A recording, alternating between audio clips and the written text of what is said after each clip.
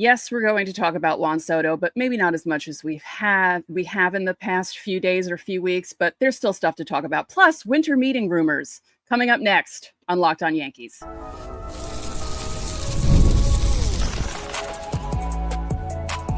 You are Locked On Yankees, your daily New York Yankees podcast. Part of the Locked On Podcast Network, your team every day.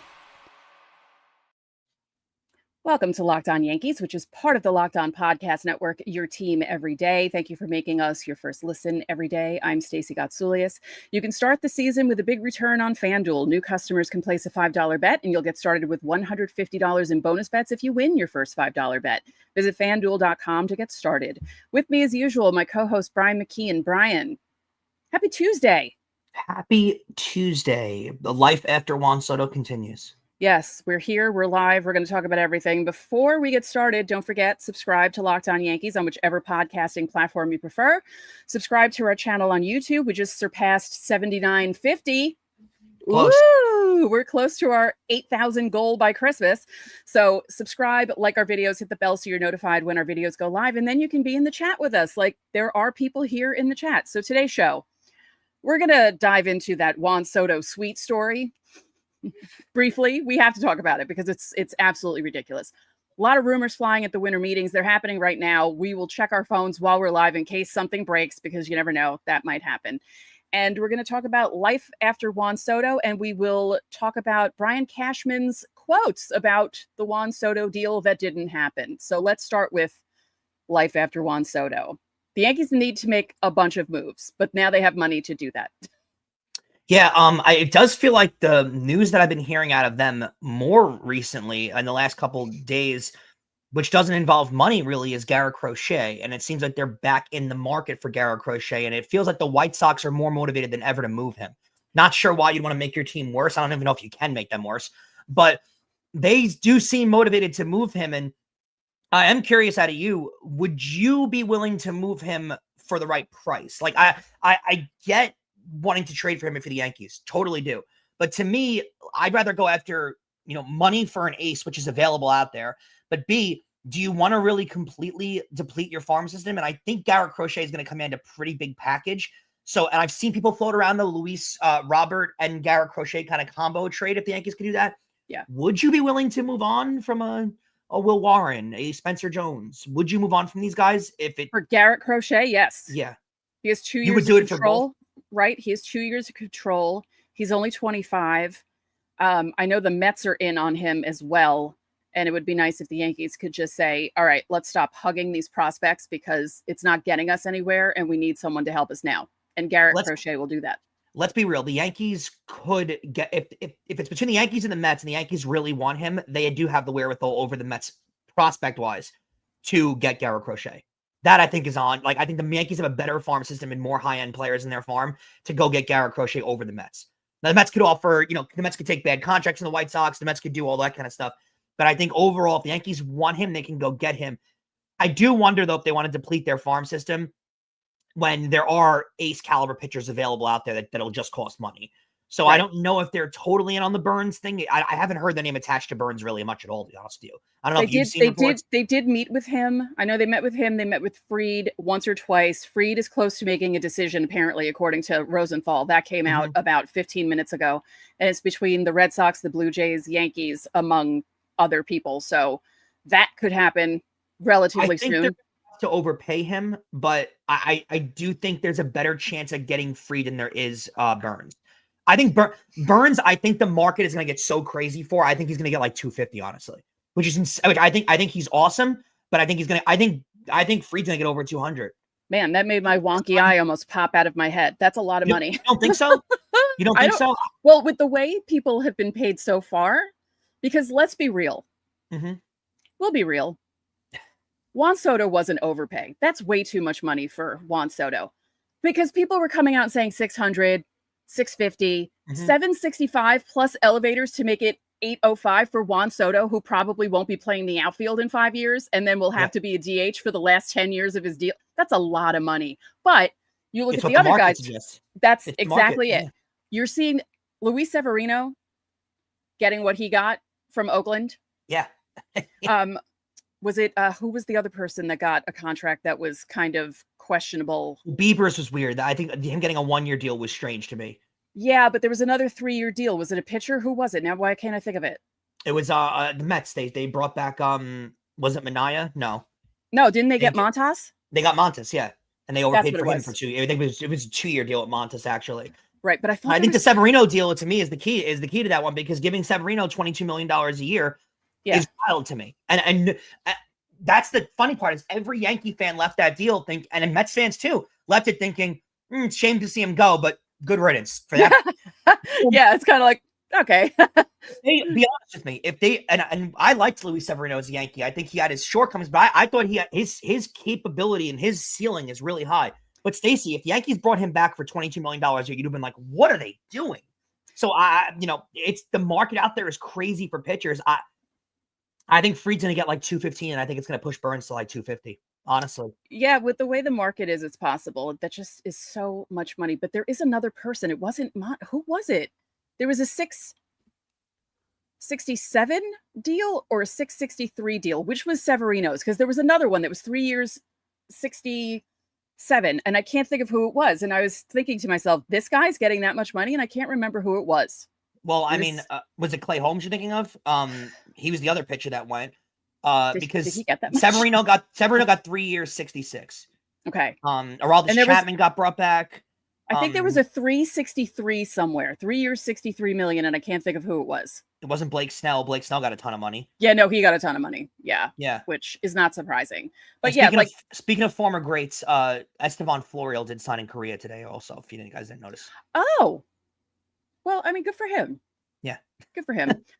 Let's get into the Cashman quotes quickly, because, he spoke about the Yankees and their efforts to get Juan Soto. But the thing that drives me crazy is, it's one thing for us to be kind of like surprised that Hal Steinbrenner went for $760 million. But for Brian Cashman to come out and be like, I just want to say Hal went above and beyond. Like, yeah, great.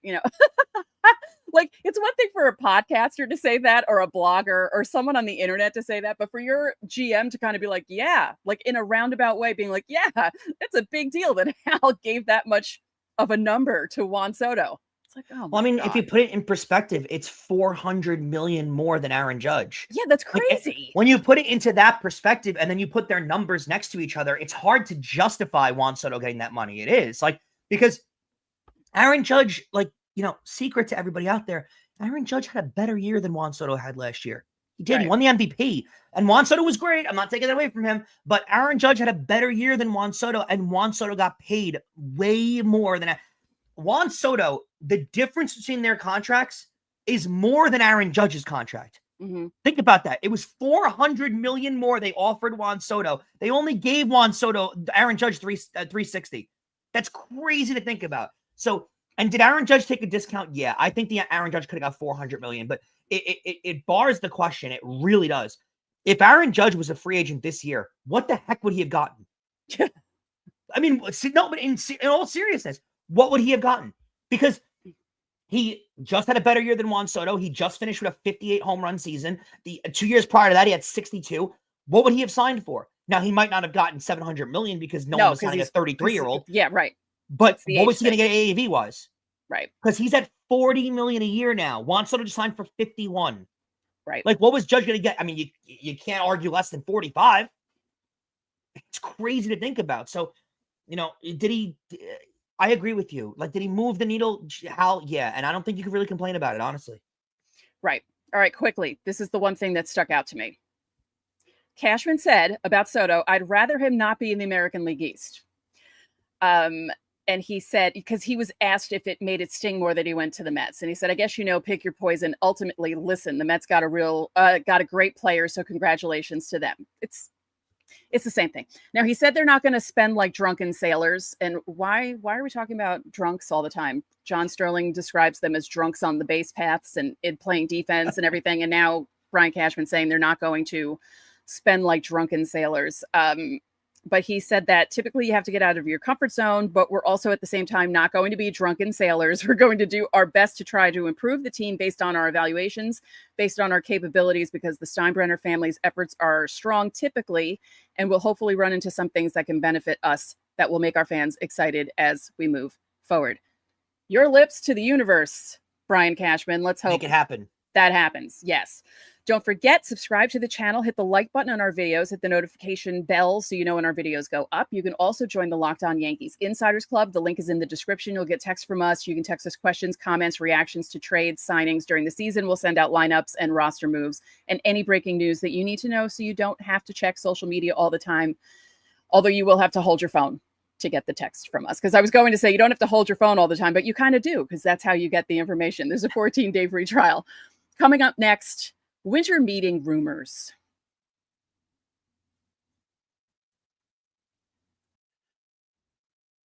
So, guys, if the Yankees go out there and sign all these players, you can imagine that ticket prices inevitably will go up, and price of parking will inevitably go up, and everything in the stadium will inevitably go up. And if you need more money for next year, you can go to FanDuel. You can get ready to tackle the NFL action with FanDuel. It's America's #1 sportsbook, because right now, new customers bet $5 and get $150 in bonus bets if you win. The FanDuel Sportsbook app gives you everything you need to place live bets on the NFL. It's all available in one place. So when you get a hunch in the middle of the game, you can check out the latest stats. You can view live play-by-play and so much more on the same page where you place all of your bets. College football championship game, the playoffs are starting. It's all available to bet, all on FanDuel. Just visit FanDuel.com to join today. You'll get started with $100, $150 actually in bonus bets. I'm giving you more money if you win your first $5 bet. That's all you got to do. It's available on FanDuel.com. Never waste a hunch and make every moment more with FanDuel. It's an official sportsbook partner of the NFL.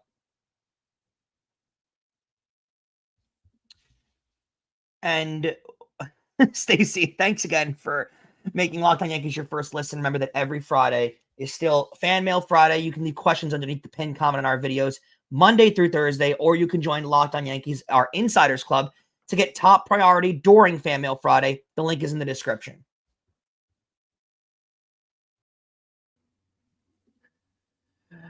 Hold on.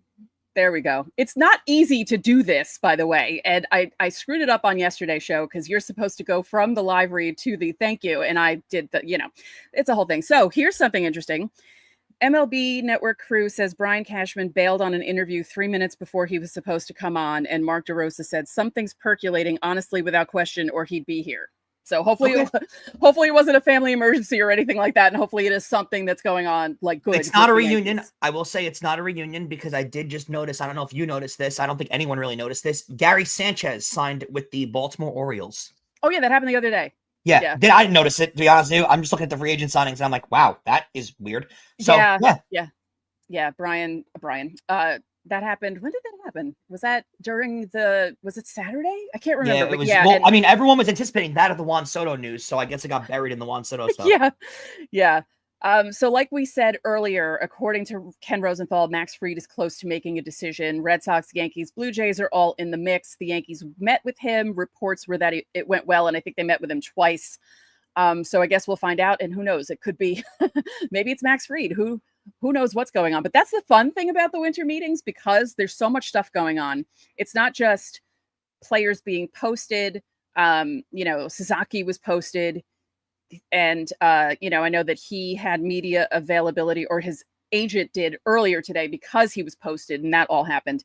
But yeah, the winter meetings aren't just about getting jobs. It's about all this craziness with all the GMs there and some players wandering around. And, there are some players who are looking for jobs who are like lower level guys just looking to play, who walk around kind of like, hey, maybe I can help your team out. So yeah, no, it's a lot of, you've seen a lot of news break in the winter meetings the last couple of years too.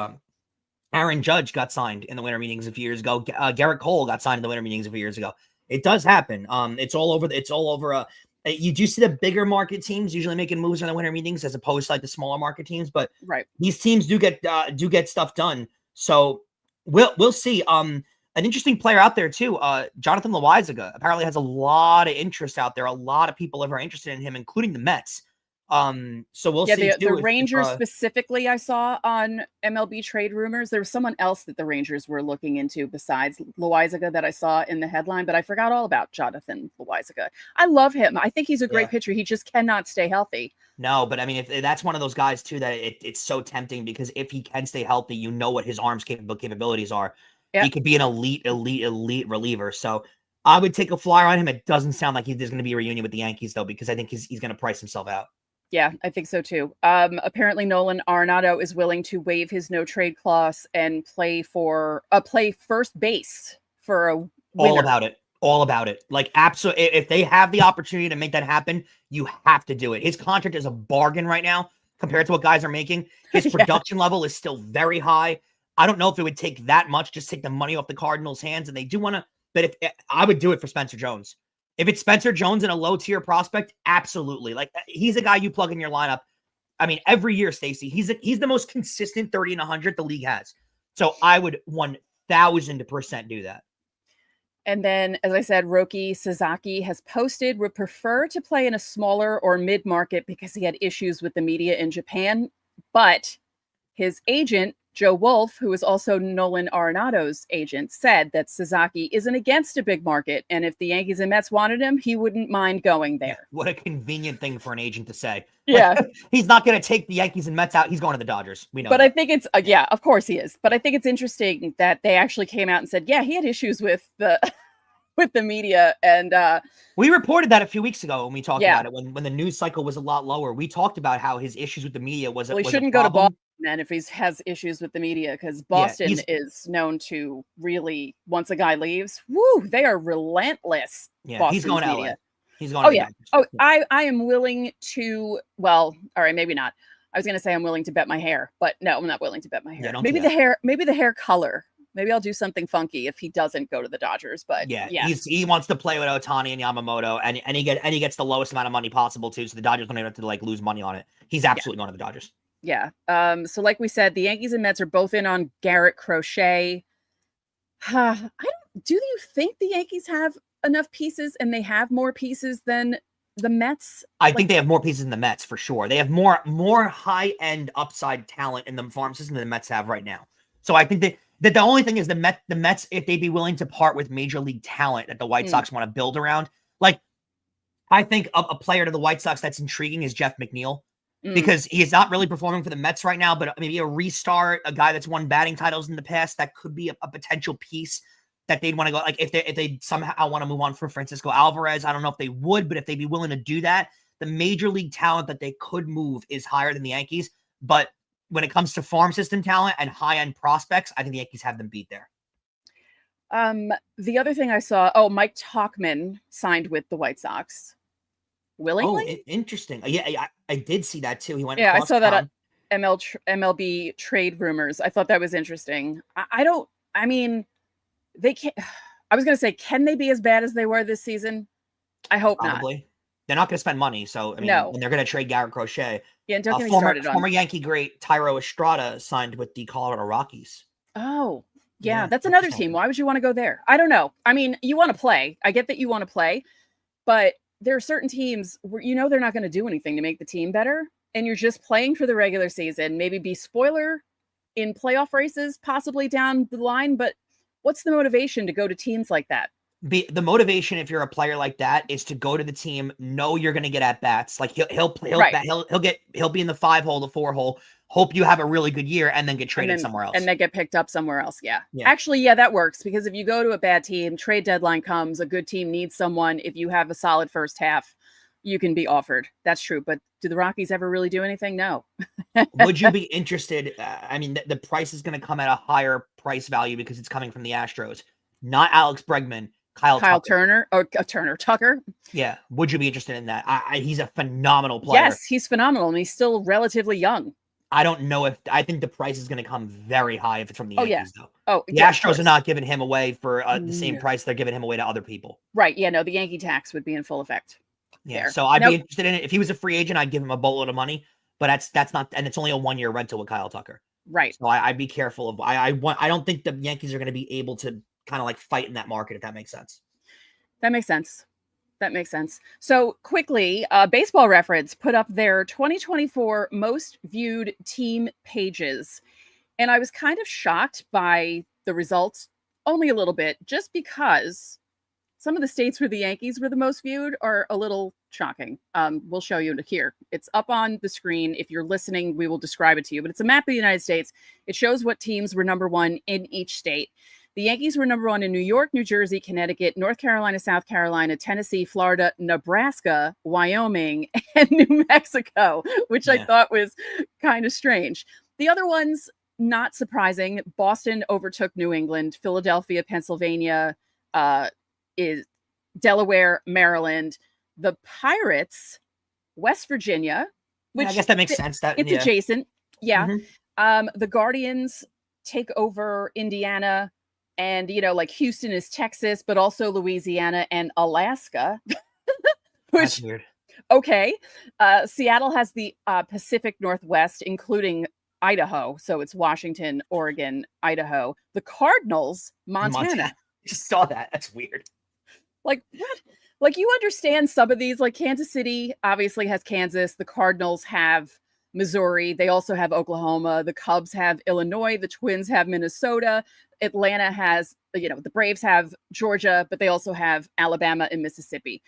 But it's just funny to see where some of these teams end up. So only 17 out of the 30 made the number one in their state, view page in the states. There's nothing too out of the ordinary here. It's just Wyoming. I'm shocked. Wyoming, New Mexico is weird for the Yankees. I don't know why that one. North and South Carolina is not weird because there's a lot of like transplant New Yorkers down there. Florida certainly too. isn't weird. Yeah, especially because no one cares about the teams in that state anyway. Yeah. Dodgers I think the Dodgers are less than I expected. Yeah, considering everything that's happening now, like I'm not surprised that it's California, Nevada, and Utah or Hawaii. And I'm not surprised that the Diamondbacks have Arizona all to themselves. But yeah, I'm surprised. I think there'd be more states where the Dodgers would be an interest to people. But it's very fascinating to see how many people are into it. It's we keep talking about baseball's problems and attendance and everything like that, and yet Stacey, every year the popularity goes up somehow. Yep. So let's see. What are we going to talk about next? Oh, yes, the Soto sweet story, because we couldn't escape this without something ridiculous happening. Let's talk about that in a second. Of course not.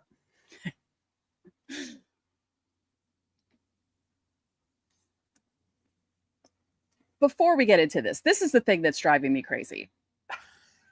It feels like things are being leaked to make the Yankees look completely inept, when really Soto just really wanted to go to the highest bidder. Completely. Yeah, okay. Don't give me this. Oh, well, something happened and this made Soto mad at the Yankees. Like, my favorite story that came out was that he was upset that Hal didn't want to get close to him because he had close relationships with the owners on the other teams that he played with. I'm like, have you met Hal Steinbrenner? Have you seen Hal Steinbrenner? He doesn't look like a very exciting guy. I wouldn't want to hang out with him. No offense, but I just think it's ridiculous.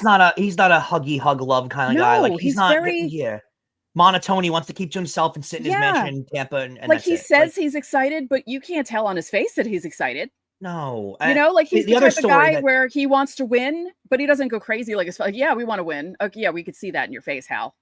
The other story that came out that apparently Juan Soto's mother was stopped from going into a certain area of Yankee Stadium, and that aggravated Juan Soto. Like, and his chef and his chef/driver, because and if that annoyed him that much, there's no way he'd let the Yankees get as far as they did in the negotiations. The Yankees wouldn't get as far as they did in the negotiations, right? But one, like if that really bothered you, you play in New York City. Like the security levels have to be kind of high. Do you remember 2 years ago when James Dolan got stopped from getting into Madison Square Garden because of a security measure? He owns the building. He owns the building, yeah. Like, so it's New York City. They can't, he should understand more than anybody as a superstar. You can't just let anybody without a pass walk. Apparently his mother was trying to get into the Yankee clubhouse without a security pass. Oh, well, okay, why would you expect that? And I don't know if it's Juan Soto actually being angry about it. I can't imagine Juan Soto was actually angry about that. I think it's just stories that are being manufactured. I don't want to say this publicly, but by Mets fans, because Mets fans wanted to feel like Juan Soto wanted to be a Met. I feel like it's Boris. Yeah.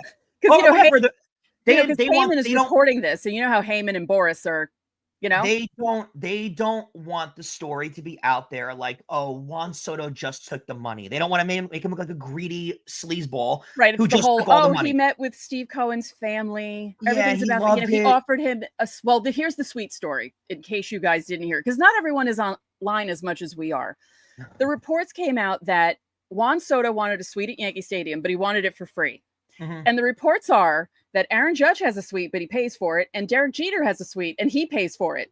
So the problem with that story would be if the Yankees gave Juan Soto a suite, they would have to stop Judge and Jeter from paying for their suites too, because you can't have Hall of Famer, 5-time world champion Derek Jeter paying for a suite while Juan Soto doesn't. Do you want to know what they pay for their suites collectively? Not collectively, respectively. You know what they pay for the suites? Did you see the price? No. It was $960,000 a year. Oh. For a suite. For a room with a bathroom. And I'm sure they have catering available and stuff like that. Oh, but, yeah. Yeah, but like that's what these guys are paying for their suites. So and the Yankees print money and they're going to give I know. That's a lot of money. That's a lot of money. I'm speaking directly to Juan Soto because he's a huge Locked On Yankees listener. They were going to give you $760 million. You can afford the $900,000 a year. All right. So, and I don't think it's Juan Soto, but I think a lot of these stories that are coming out that, oh, he didn't like this. He didn't like this. He didn't like this. And the Mets are willing to give him X, Y, and Z. The Mets don't care about money, clearly. And I know the Mets are very family oriented and they'll let Juan Soto's mom walk into the clubhouse. Freaking wonderful. Honest to God, this is the story. Juan Soto was going to the highest bidder. That is it. End of discussion. There was no other thing that was going to convince him to stay or anything like that. And none of these things, I really think these stories are coming out. So Mets fans can sit there and have this, holly jolly, hold you and hug you and feel wholesome moment of Juan Soto wanted to wear the orange and blue. He didn't care. Juan Soto would have worn the purple if the Rockies called him. He would have went to Toronto if they gave him the most money. He would have, whatever color the Shanghai Giants wear, he would have went there if they paid him the most money. He was going to the highest bidder, end of story. So it didn't matter whether you gave him a suite or not, how nice Alex Cohen is, how great the Mets farm system is. That was another story. Juan loves the Mets farm system. He don't know a single prospect of the Mets farm system. He doesn't even know where the Mets AAA team plays. He only wanted to go to the highest bidder. That was it. So these stories just because they want to have you want to have the feeling that as a Knicks fan you had when you heard Jalen Brunson took $130 million discount to play with the Knicks, because it feels wholesome and there's a good feeling about knowing that your guy wants to be on your team. Just like the feeling that I have that Artemi Panarin took $1.5 million less per year to play with the Rangers as opposed to the Islanders. I love that he wanted to be a Ranger. Or how about the feeling that Yankee fans have towards Aaron Judge, where he took $360 to play with the Yankees and the Giants supposedly offered $415. All those things feel wonderful to know that your guy wanted to wear your uniform. That is a wonderful, great feeling. Also, he didn't want to be a Met. He didn't want to be a Yankee. He didn't want to be anything. He wanted to be the highest paid player in all of baseball. That was it. And he got that contract. There you go. Congratulations. I think there's also a bit of, as much as he said he loved playing with Judge and being in front of Judge is ahead of him, meaning Judge is the number one guy on the Yankees. Ego. And no offense to Francisco Lindor, but Juan Soto is going to be the number one guy on the Mets now. And he wanted that. He wanted the most money. He wanted to be the one that represents the franchise, the face of the franchise. That's what he got with the Mets. And I don't begrudge him that at all. But let's just be real about it. Let's tell the truth about it. Don't plant all these stories like, oh, the Yankees had a chance to do this, but they screwed it up and blah, blah. He just wanted the money. Any one of us would have wanted the money.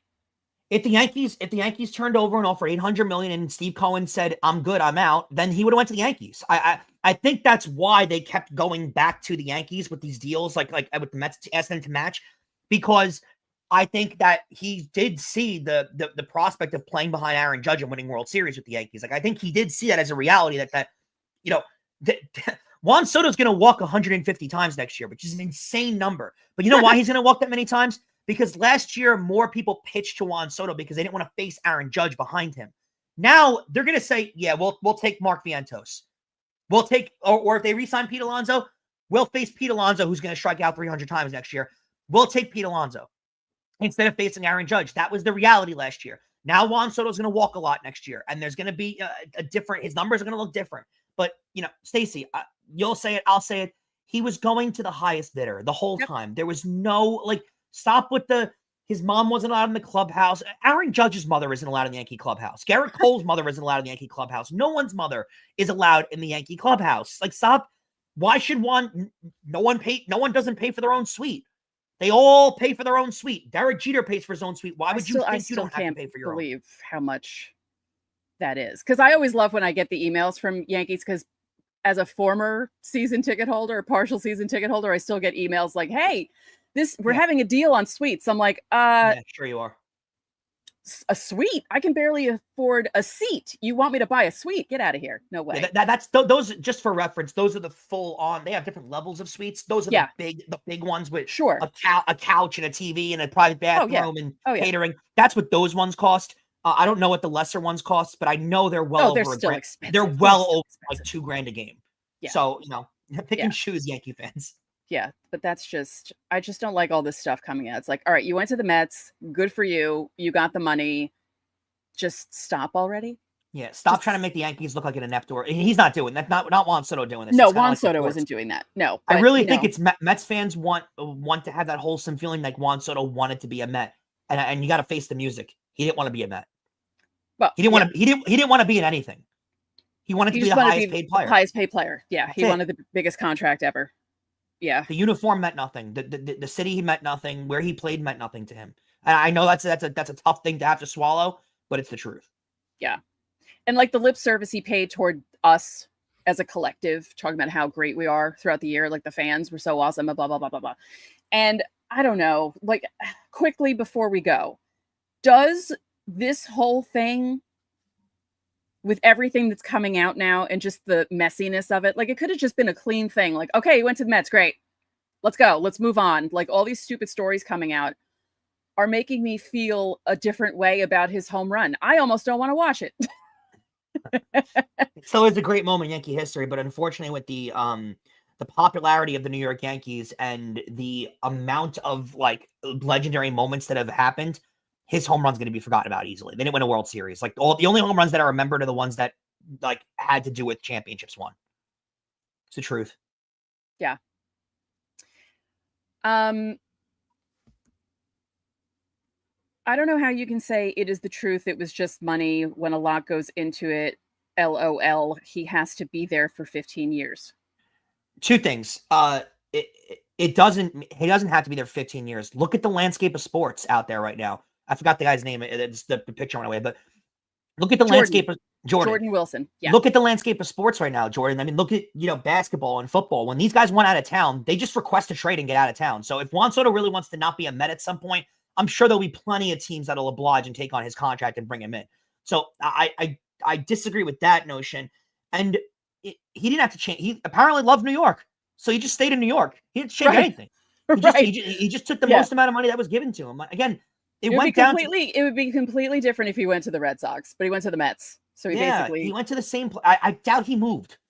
Yeah, no, he's not going to move. Same apartment in Manhattan, or if he lives there, or the same house in Westchester if he lives there. I don't think anything really changed. And I also don't, you can be popular in any city you play in now. LeBron James made a career for himself in Cleveland. So you don't need to be in New York or LA or anything to be the biggest name. You could be anywhere you want. So I don't think that the city or anything matters to these guys. I think it comes down to money. That's it. Oh, this is kind of a good point, right? I believe, because it says it's the money. It's why he has opt-outs, because he does. He has a whole bunch of different things in there, which, you should get in a big contract like that. You can't be locked up for 15 years. You need to have options if things aren't going the way you want them to, or if you want to re-up and get more money. The 5-year opt-out is the interesting one. I don't know what the other ones are, but the one that's for after the 5 years is not a real opt-out, because like he has the opportunity to opt out, but once he opts out, the decision then goes to the Mets and it becomes a team option. Interesting. And if the Mets pick, which obviously he'll opt out, but if the Mets pick up the option, there's no like renegotiation of contract. They either turn the option down and he becomes a free agent, or they pick up the option and he gets paid $5 million more per year. Right. So it's not really like it's an opt-out, because if he's a great player for the next 5 years, which why would you expect him not to be? Right. Then they're going to just pick up the option. But if he's not, they can get at it. It kind of is more of an insurance policy for the Mets in a way. That makes sense, because I mean that's God. Don't you wish dear God, don't you wish Ellsbury had that kind of language in his contract? I know. Imagine after 3 years it was a team option. Oh, the Yankees would have been all over that. They would have been like, "Yep, bye. see you later." I don't think there's as much evidence that this contract for I don't think there's a lot of evidence that the Juan Soto deal is going to turn out like that. No, he's been too good of a player for too long. No, he'll probably at that point, be an all-star every year. He's only going to be 31 in 5 years. Yeah, exactly. It's still, he's going to be wreaking havoc. His numbers will change. He will not hit 40 home runs next year, because Citi Field's just at the same park that the Yankee Stadium is, especially for a lefty. He'll probably have great RBI numbers. His on-base percentage will be absurd next year, because again, I think if they bring Alonso back, he'll probably hit behind Soto. And all the projected lineups you see out there right now have Lindor hitting ahead of him and have Vientos behind Soto. And I really think whether it's Vientos or Alonso, most teams, if there's no one on in front of Soto, are going to just say, we're going to walk Soto and just deal with the next guy, or they're going to pitch around him. So he's going to walk a lot next year. And if that's what's, and he already has a great eye, so even if they're not trying to walk him, he's still going to walk. So they're going to pitch around him, right? They're going to pitch more cautiously to him, because they'd rather face Alonso, who strikes out a lot and hits 220. So there'll be a lot of scenarios where Alonso homers and that plan works out, but more often than not, he's going to strike out or hit a ground ball. So I think there's a good chance he does. That's why I'm talking like that. But it really does feel like I don't picture a scenario really. He's going to have a great average. He'll have an insane on-base percentage, but his numbers won't be the same. So, we'll see how his production looks next year. It's going to be interesting. All right. According to SNY, the Yankees are reportedly all over Max Fried with a decision expected soon. I don't know what that means. So I guess we'll find out. Yeah, we'll take it. That was 10 minutes ago. So we'll see what happens.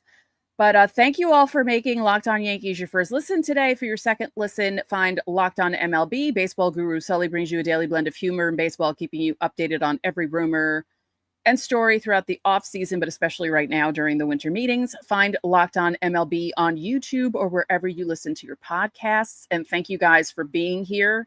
We had over 230 people at one point at 3 to 3:30 on a Tuesday. So thank you very much for that. That's amazing. Although some of you could be West Coast and it could be your lunch hour, but thank you for being here with us. And that'll do it for this live edition of Locked On Yankees. I'm kind of disappointed there wasn't breaking news while we were here, because I wanted you guys to see how I react to crazy stuff happening, but maybe tomorrow. Let's cross our fingers.